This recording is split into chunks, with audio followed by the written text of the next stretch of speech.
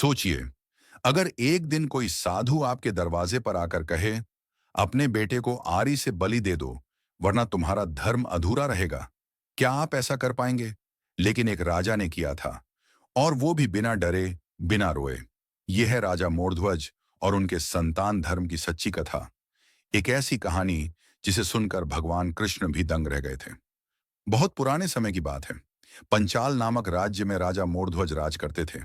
वे धर्मनिष्ठ, दयालु और प्रजाप्रिय शासक थे। उनके राज्य में न्याय की गूंज थी और कोई भी दुखी नहीं रहता था। राजा की एक ही संतान थी, राजकुमार तम्रध्वज। जैसे सूरज की किरणों से सोना चमकता है, वैसे ही वह बालक अपने गुणों से पिता का गौरव था। एक दिन भगवान श्री कृष्ण ने तय किया कि राजा के धर्म की परीक्षा लेनी चाहिए। कृष्ण ने अर्जुन को साथ लिया और दोनों एक साधु व शिष्य के वेश में राजा के दरबार में पहुंचे। साधु ने कहा, राजन, मैं एक महान यज्ञ कर रहा हूं, जिसमें एक शुद्ध आत्मा की बलि चाहिए। पर यह बलि किसी आम मनुष्य की नहीं, तुम्हारे पुत्र की होनी चाहिए और आरी से दी जानी चाहिए। दरबार सन्न रह गया। हर कोई सोचने लगा, यह कैसी मांग है? खुद का खून अपने ही हाथों से बहाना। राजा कुछ पल शांत रहे, फिर बोले, यदि यह धर्म की इच्छा है तो मैं इनकार नहीं करूंगा। उनके शब्द सुनकर राजकुमार तम्रध्वज आगे बढ़ा। उसकी आवाज शांत थी, लेकिन आंखों में अद्भुत तेज था।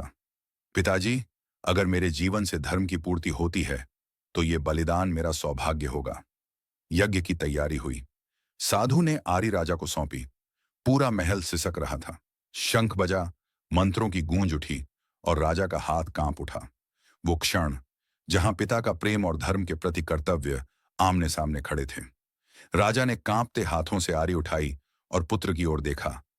तम्रध्वज मुस्कुरा रहा था, मानो कह रहा हो, करिए पिता, मुझे गर्व है आप पर।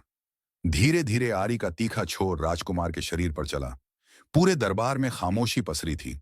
सबकी सांसें थम गई थीं। और तभी अचानक चारों ओर दिव्य प्रकाश फैल गया। साधु और शिष्य का रूप मिट गया। उनके स्थान पर भगवान श्री कृष्ण और अर्जुन खड़े थे। कृष्ण ने राजा का हाथ थामते हुए कहा, राजन, आज तुमने यह सिद्ध कर दिया कि धर्म के लिए प्रेम का त्याग भी संभव है।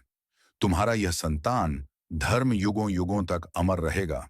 भगवान ने राजकुमार को छूकर पुनर्जीवित कर दिया।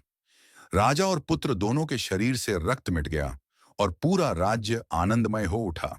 उस दिन से लोग कहते हैं, राजा मोरध्वज ने जो किया वो कोई साधक भी नहीं कर सका। उन्होंने दिखाया कि सच्चा धर्म वही है जहां अपने से बड़ा कर्तव्य होता है।